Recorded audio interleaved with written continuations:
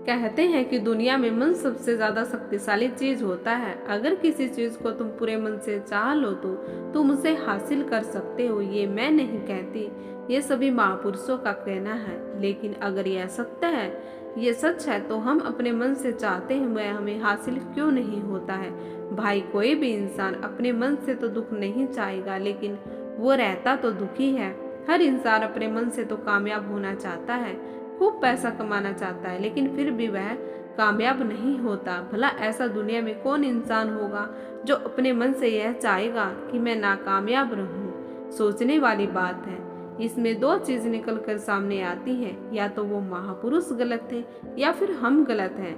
आज मैं आपको जो कहानी बताने वाली हूँ, उससे आपको एक ऐसा मंत्र का पता चलेगा जिससे आप ये समझ पाएंगे कि अपने मन से कोई भी चीज कैसे करवाई जाती है, अपने मन से किसी भी बात का बीज कैसे बोया जाता है। इस कहानी से माध्यम से आपको यह समझ में अच्छी तरह से आ जाएगा कि आकर्षण का नियम, लॉ ऑफ अट्रैक्शन, कैसे काम करता है। कहानी छोटी सी है लेकिन बहुत ही गहरी है। इससे पहले कि आप कहानी में खो जाए, चैनल को सब्सक्राइब करके बेल आइकन को प्रेस कर लें। तो चलिए कहानी शुरू करते हैं। एक बार की बात है, एक आदमी के जीवन में सिर्फ दुख ही दुख थे।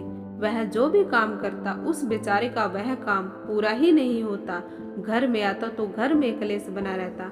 किसी से कोई मदद मांगता तो कोई उसकी मदद नहीं करता। ऐसा लगता था चारों तरफ से उसके ऊपर दुख का पहाड़ टूट पड़ा है। उसे समझ नहीं आ रहा था कि इन दुखों से कैसे पार पाऊं। वह दिन रात यह सोचता रहता था कि अपने दुखों से छुटकारा कैसे पाना है। इसी कारण से वह रात में सो नहीं पाता था। उसकी आंखों के नीचे बड़े बड़े काले घेरे बन गए थे, जो इस बात का प्रतीक थे कि वह आदमी कितना दुखी है, कितना चिंतित है।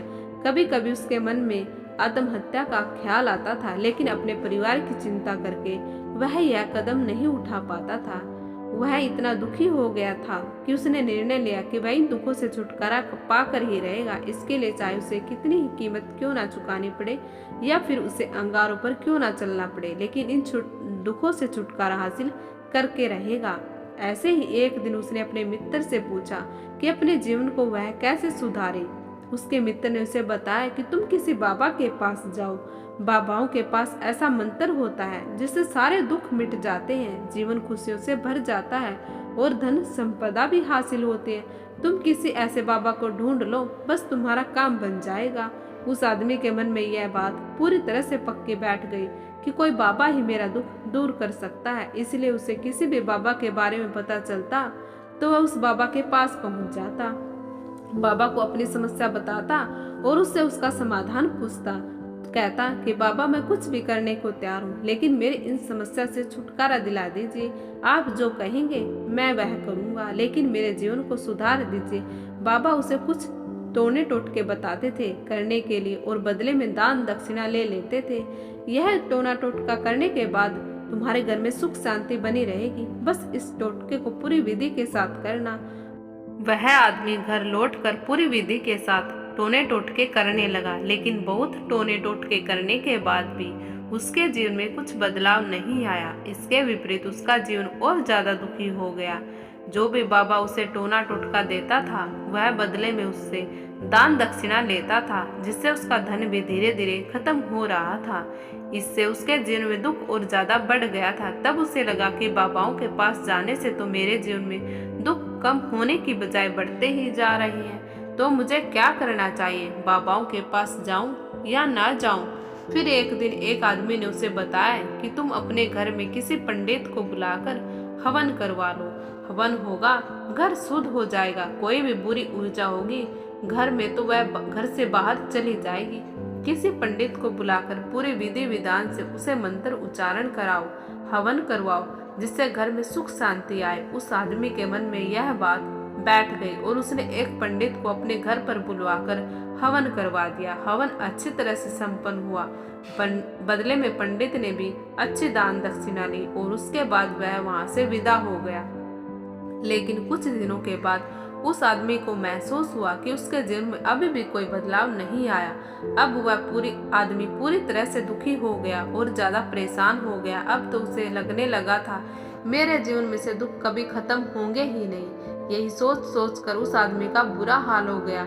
फिर एक दिन उसे अपने मित्र से एक ऐसे बाबा के बारे में पता चला जो समाधान बताने के लिए कोई दान दक्षिणा नहीं लेता था। उस आदमी को लगा यह बाबा दूसरे बाबाओं की तरह नहीं हो सकता, क्योंकि यह तो दान दक्षिणा लेता ही नहीं है, और अगर यह दान दक्षिणा नहीं लेता तो सच में कोई सिद्ध बाबा होगा। और यही सोचकर वह उस बाबा के पास पहुंच जाता है। जब वह आदमी वहां पर पहुंचता है तो वह बाबा ध्यान में बैठे हुए थे। यह देखकर वह आदमी वहीं पर चुपचाप बैठकर ध्यान से बाहर आने का उनका इंतजार करने लगा। थोड़ी देर बाद बाबा ने आंखें खोली तो एक सामने एक दुखी और परेशान युवक को बैठे देखा। उसकी आंखों के नीचे काले घेरे देखकर ही वह समझ गया कि यह आदमी अपने जीवन से कितना परेशान है। उसे संबोधित करते हुए बाबा ने पूछा कि बच्चा, क्या चाहते हो? बाबा के पास क्या लेने आए हो? उस आदमी ने कहा कि बाबा, मैं अपने जीवन से बहुत परेशान हूँ। मैंने इन दुखों को दूर करने के लिए बहुत सारे रास्ते अपनाए, हर वो तरकीब करके देखे जो किसी बाबा ने मुझे बताई, हर वो काम किया जो कोई भी इंसान ने मुझसे करने को कहा, लेकिन मेरे जीवन में दुखों में कोई कमी नहीं आई। बाबा, इसके विपरीत मेरे जीवन में दुखों की बढ़ोतरी हो गई है। मुझे समझ में नहीं आ रहा मैं क्या करूं। कभी कभी तो मैं आत्महत्या करने की सोचता हूं, लेकिन मैं अपने परिवार की सोचकर यह कदम नहीं उठा पाता हूं। मैंने आपके बारे में बहुत सुना है बाबा, और मैं बहुत उम्मीद के साथ आपके पास आया हूँ। कृपा करके मुझे कोई ऐसा मार्ग बताएं जिससे मुझे अपने दुखों से छुटकारा मिल जाए।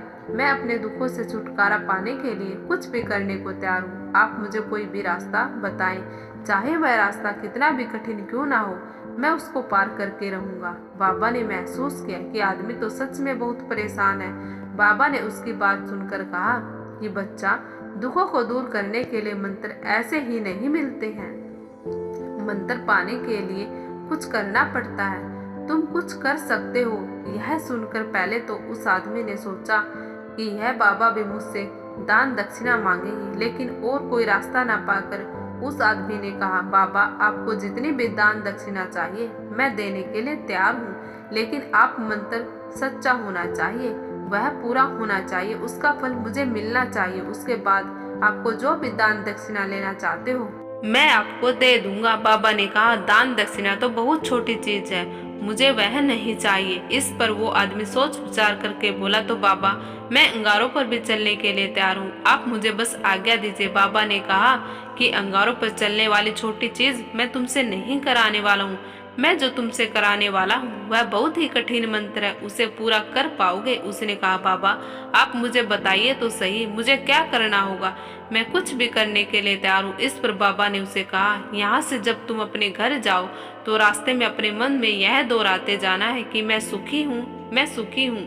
बार बार अपने मन में यही दोहराना है, और याद रहे जुबान पर यह नहीं आना चाहिए, यह सिर्फ मन में दोहराना है। यह सुनकर तो आदमी बोला, बाबा, बस इतनी सी बात है, यह तो मैं चुटकी बजाते कर लूंगा, लेकिन इससे होगा क्या? बाबा बोले कि इस मंत्र को करके तो देखो, वैसे भी तुमने इतने बाबाओं के मंत्र किए हैं, तो इस मंत्र को भी करके देख लो। उस आदमी ने सोचा कि बाबा कुछ दान दक्षिणा तो ले नहीं रहे हैं, वो छोटा सा मंत्र है, इसे तो मैं कर ही लूंगा। वो बोला, ठीक है बाबा, मैं यह मंत्र जरूर करूंगा। और वो आदमी यह कहकर वहां से चलने लगा।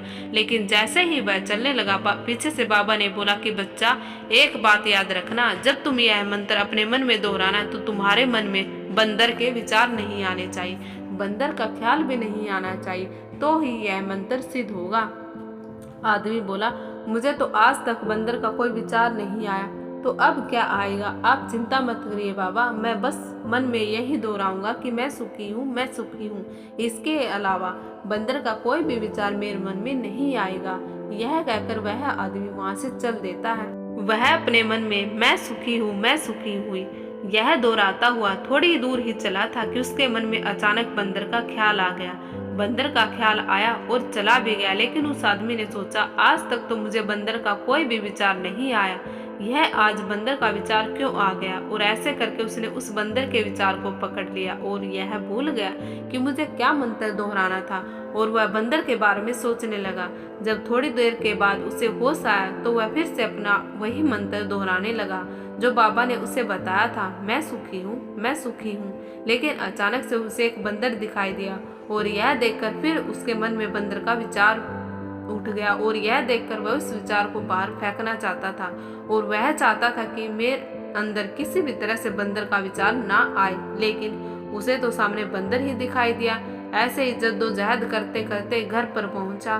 घर पर पहुंचने के बाद अपनी पत्नी को कहा कि हे बंदरिया, मुझे खाने में बंदर परोस दो।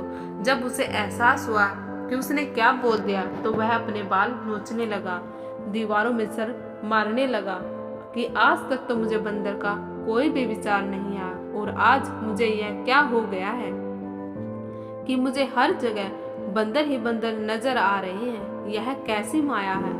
यह सोच सोच कर वह आदमी रात भर सो नहीं पाया। रात भर करवटें बदलता रहा।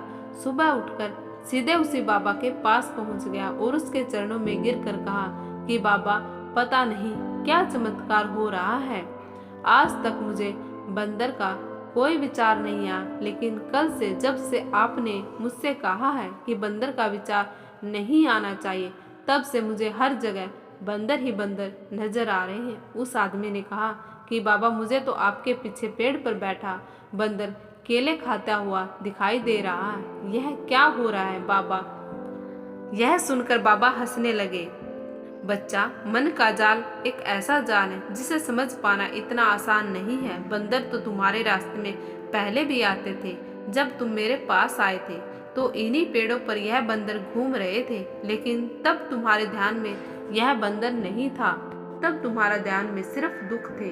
इसके बाद बाबा ने उसे बताया कि बच्चा, हम जिस चीज से भी दूर भागना चाहते हैं वही चीज हमारे मन में बहुत गहरे से प्रवेश हो जाती है और हमारा अंतर मन में समा जाती है। असल में हम जिस चीज से छुटकारा पाना चाहते हैं उससे छुटकारा इसलिए पाना चाहते हैं कि वह हमारे साथ बहुत गहरे से जुड़ी हुई है और हम जितना ही उससे छुटकारा पाना चाहते हैं वह उतनी ही गहरी हमारे मन में बैठती चली जाती है और आखिरकार हमारे अंतर मन में छा जाती है। ऊपर से तो हम चाहते हैं सुखी होना कि मैं सुखी हूँ, मैं सुखी हूँ। हमारे होठ भी यही बोलते रहते हैं, लेकिन हमारे मन में दुख समाये होते हैं। हमारे विचारों में हमारे मन में दुख ही दुख दिखाई देते हैं। इसलिए अपनी जुबान से बार बार यह कहने से कि मैं सुखी हूँ, मैं सुखी हूँ, सुखी नहीं होंगे जब तक यह मंत्र हमारे अंतर्मन में प्रविष्ट नहीं होगा। इस पर उस आदमी ने पूछा कि बाबा, लेकिन यह मंत्र हमारे अंतर्मन में प्रविष्ट कैसे होगा? यह सुनकर बाबा ने कहा कि बच्चा, अपने दुखों से लड़ना बंद कर दो। जब तक तुम अपने दुखों को दूर करने के सोचते रहोगे तब तक वो दुख तुमसे चिपके रहेंगे। तब तक वो दुख तुम्हारे अंतर्मन पर अपना राज बनाए बैठे रहेंगे और जिस दिन तुम उन दुखों के बारे में सोचना ही छोड़ दोगे, उन दुखों से छुटकारा पाना ही नहीं चाहोगे, उसी दिन से तुम्हारी जिंदगी से दुख गायब हो जाएंगे। क्योंकि किसी भी चीज से छुटकारा पाने के लिए हमें उस चीज के बारे में सोचना पड़ता है और हम जितना ही उस चीज के बारे में सोचते हैं वह उतनी हम गहरी हमारे मन में प्रविष्ट होती चली जाती है। तो आपको यह कहानी कैसी लगी प्लीज कमेंट करके जरूर बताएं। अगर कहानी पसंद आए तो प्लीज चैनल को लाइक करें, शेयर करें और सब्सक्राइब करना बिल्कुल ना भूलें। बेल आइकन को जरूर प्रेस कर ले और वीडियो को अंत तक देखने के लिए आप सभी का बहुत बहुत धन्यवाद।